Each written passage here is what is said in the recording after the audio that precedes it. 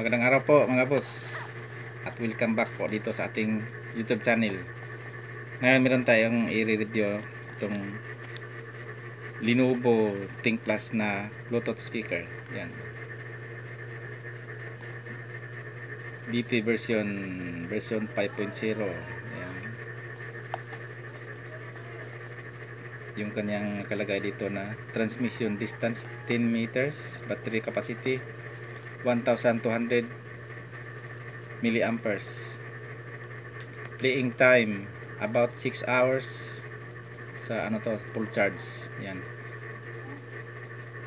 charging time 3 hours, rated input 5 volts 500 milliamperes yung rate ng charger.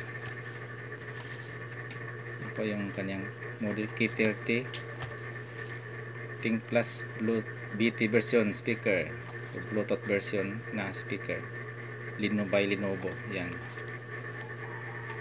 tingnan natin yung kanyang unit mismo. Kasi mga boss, meron siyang maliit na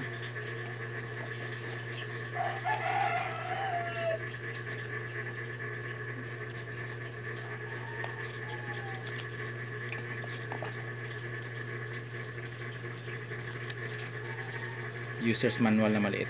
Yan po mga boss, ito po yung kanyang unit, yung ThinkPlus. Yan po, Lenovo. Dito po sa taas po dito po yung kanyang pinaka speaker, at saka sa baba po yung kanyang mga pindutan, yung play, pause, yung previous at saka next, at saka yung power. Ngayon subukan natin mga boss, i-pair na po natin dito.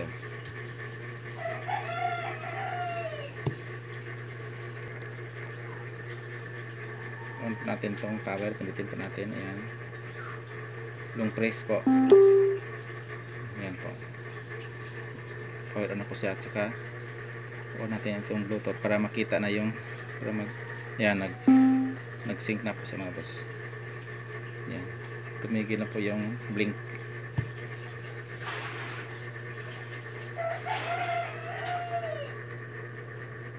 Ngayon ay magpi-play tayo ng audio.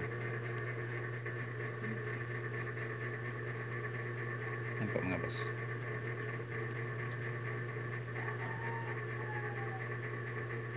Oh yeah!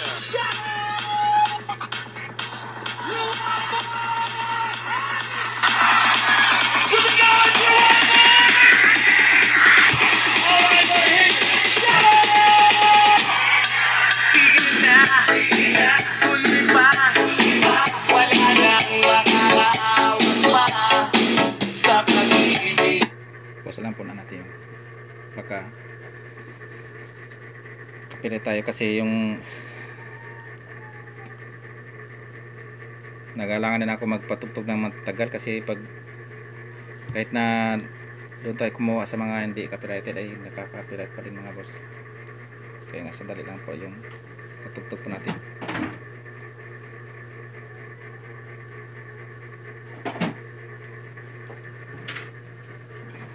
Kakat-kat na lang po natin para po siya buo. Ayan, play po natin.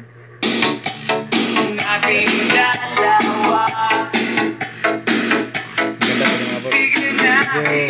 Sakto lang po yung lakas niya.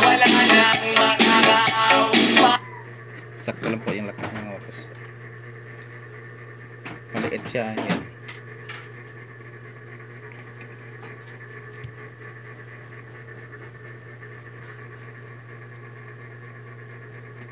Ayan po yung ThinkPlus.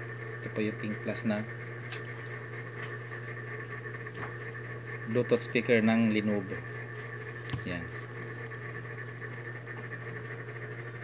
Ito po. Hanggang dito po yung vlog natin mga boss sa review ng Bluetooth speaker na to, at maraming salamat po mga boss. God bless po sa ating lahat. Sa pag-ibig.